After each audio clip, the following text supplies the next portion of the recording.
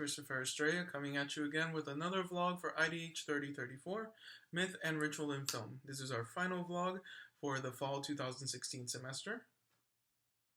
And today we're going to be talking about the movie Dances with Wolves. Now, in this movie, it's a more dynamic movie. It relates more to the Western genre, which is something that hadn't really been seen for a while, considering this movie was made in the late 20th century, almost 21st century.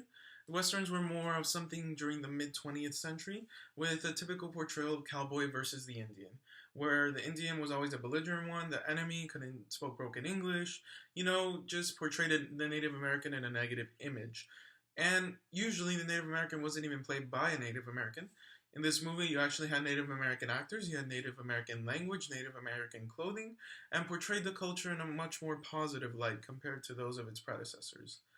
Now, as for the plot of the movie, a general synopsis, you have Lieutenant Dunbar. Lieutenant Dunbar is a lieutenant in the Union Army during the Civil War, and he is fighting in a battle, the Battle of Tennessee. It has a longer name, but you can look that up if you want. Basically, the gist of it, he gets shot in the leg, he doesn't want to be an amputee, so he decides to commit a type of suicide. So he charges with his horse into the Confederate Army, and they shoot at him, but they miss. Basically, this allows him to break the Confederate Army, their front, and the Union Army advances, and they win the battle. So as a result, he's given all this honor, all this glory, but he's really not happy. He's very lost. He kind of just wants to get away from everything. So he decides to be transferred to the Western Front, and he ends up going to one of the bases there, and over there he decides to just explore and travel and be one with nature. The Western Front in this point of American history isn't very, there's not many people there, there's not that much civilization to say. It remains pretty untouched. It's virgin land, per se. And he decides to travel there, and he goes with this one guy. He's a mule packer. His name was Timmons. But Timmons ends up getting killed by the Pawnee Indians. So he's left alone. And he's wandering around, and he ends up finding this girl. And this girl is actually a white girl, to contrast most of the people that he meets over there. But she's been adopted into Native American culture. So the name of this girl is Stands with a Fist. Unique name, huh? Well, a lot of the characters here, since they are portrayed by Native Americans and they portray Native American culture in the best light of the time, do have names that are not typical Western names. So Stands with a Fist is this girl, and she's cutting herself in a ritual that represents honor to the death of her husband. Now, Lieutenant Dunbar stops her from doing this, returns her to the Sioux Indians. Sorry if I'm butchering the name. I'm not too good with pronouncing these type of words.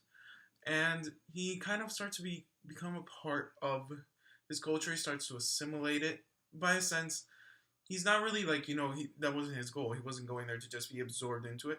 But he's just drawn to it. And the way that Gaster's myth and ritual perception, we learned a little bit of this from the PowerPoint and stuff. He said that myth and ritualism, and I quote, translate the real into the ideal. Now, that art is a vehicle for myth, and I think this film portrays that very well. It uses Native American language with English subtitles so that the viewer can understand it, so it portrays this. Not only that, the clothing style is very accurate, and it portrays the culture. You see the culture's traditions, you see the culture's, a little bit in the music, and it just overall portrays the realism of Native American culture to the ideal that the people had at that time, or the ideal that people didn't have since they weren't exposed to it. Since it's viewed in a negative light, it shows you this. Also, the theme of man versus man is very prevalent in this movie, especially in the scene when Lieutenant Dunbar is coming back to the fort. But when he comes back to the fort, it's occupied by the American soldiers, and they shoot at him because he's dressed in Native American Sioux clothing. So this shows that it's the Native American people versus the American people. So it's a man versus man situation. It shows a culture clash. It shows the ideal that American colonialization and American imperialism, manifest destiny, all that flowed smoothly. People just started to settle and progress later on. It shows that it wasn't that. That's not the real thing that happened. A lot of people were pushed out, people were murdered, people's territories were taken, cultures were not dignified. Native American culture was one of those that suffered the most. Now, throughout the whole movie, you do have some kind of links that unite these two cultures. For me, Stands with a Fist is that liaison to a sense. She is able to translate from the native Ziyug's language all the way to English, even though she is not very experienced in English, because since her family was killed young by the Pawani tribe in a Pawani raid, she was adopted in. But she still serves as a connection. She connects more than just a language. She's like a buffer for these two cultures. She helps them agglomerate together and form this new connection that's not seen. And very important, by the end of the movie, Wind with his hair, he shouts at Dunbar, kind of to show him and signify that he's like one of the Sioux tribe now. Like he's one of them. He's like their brother. And contrary to when they first met, when he shouts at him with intimidation and with, non-friendliness, he just doesn't want him there. That shows that the best way to learn about a culture, the best way to go back to who you are, is to learn about others and to understand where you're coming from, to be able not only to understand yourself and others, but to see your place in this world. So that's basically what this whole theme is. Getting back to your roots, getting back to discovering who you are, what you want out of life, understanding others and seeing that it's not about you, it's not about your country, it's about the world that's around you, the people that are in it. And this movie does a great job with that. Its soundtracks are very diverse. They're mostly instrumental, but they do add great depth of emotion to the film. The natural landscape panels are beautiful. They add a great depth, a great understanding to this time period. I read somewhere that the wild buffaloes were hard to get because they were almost hunted to extinction.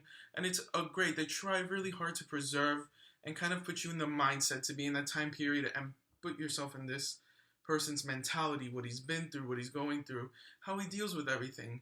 So to me, this movie just portrays a great representation of Native American culture, Native American ritual, how the Native Americans dealt with the Westerners, how the Westerners dealt with the Native Americans, and it wasn't all sunflowers and rainbows. It was pretty hostile sometimes, and it shows a reality. The epilogue shows what kind of happens later on, and it doesn't end up that well for the Sioux or the Native Americans, which is true to most cultures. As we know, the Trail of Tears is something that happened, something that made a lot of Native Americans die, and most of the places here around the United States are named after tribes, and we don't realize that. We just take it for granted.